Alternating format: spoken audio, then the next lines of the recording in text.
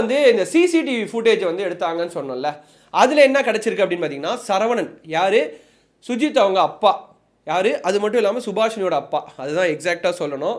கவின் அவர்களை கொலை செய்த சுஜித் அவங்களோட அப்பா அப்படின்னு இன்னொரு ஆங்கிளில் கூட நம்ம சொல்லலாம். அவர் என்ன பண்ணியிருக்காருன்னா, அவங்க பொண்ணை போயிட்டு அந்த ஹாஸ்பிட்டலில் அடிச்சிருக்காரு. உன்னால தான் என் பையனோட வாழ்க்கை போச்சு, உன்னால தான் இது எல்லாமே நடந்தது, நீ சொல்கிற பேச்சை கேட்டிருந்தா அதெல்லாம் நடந்திருக்காது அப்படின்னு சொல்லி சரவணன் போட்டு அவங்க பொண்ணை ஹாஸ்பிட்டல், அதாவது அவங்க ஒர்க் பண்ணுறாங்கல்ல அந்த hospital, Siddha hospital, as Siddha doctor, அந்த இடத்துலேயே போட்டு அடிச்சிருக்காங்க.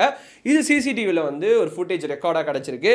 இது எல்லாம் தவிர்த்து போலீஸு இதில் வந்து சரவணர் அவர்களுக்கு இது லேட்டாக தெரியுமா இல்லை முன்னாடியே பிளான்டா, ஓகேங்களா, அவங்க அம்மாவுக்கு முன்னாடியே தெரியுமா இல்லை அது பிளான்டா, அதை தவிர்த்து இந்த பெரியமா பையன் ஜெயபால் இருக்கார்ல, இவருக்குமே இது முன்னாடியே தெரியுமா இல்லை இது எல்லாமே கூட்டு பின்னணியோட ஒரு பிளான்டு எக்ஸிக்யூட் பண்ணியிருக்காங்களா அந்த மர்டர் அப்படின்னு சொல்லி சிபிசிஐடி பல ஆங்கிளில் கண்டிப்பாக விசாரிப்பாங்க. ஏன்னா ஜஸ்ட் லைக் தட் இதை எடுத்துக்க முடியாது. ஏன்னா பிளான் பண்ணி ஒரு ஜேசிபியில் கத்தியும் மிளகாபடியும் வைக்க தெரிஞ்சவங்களுக்கு இந்த மாதிரி பிளான்ஸ்லாம் போட்டுக்கலாம். அதை எக்ஸிக்யூட் பண்ண கரெக்டான சான்ஸு கவின் வீக்கெண்டில் இங்கே வரவே கண்டிப்பாக சுபாஷினியை பார்க்க வந்திருப்பாங்கன்னு தெரிஞ்சு மைட் பி அந்த டைமில் இதை எக்ஸிக்யூட் பண்ணியிருக்கலாம் அப்படின்றது என்னோட யூகம். பட் இதுக்கு சிபிசிஐடி கண்டிப்பாக ஒரு ரிப்போர்ட் தருவாங்க.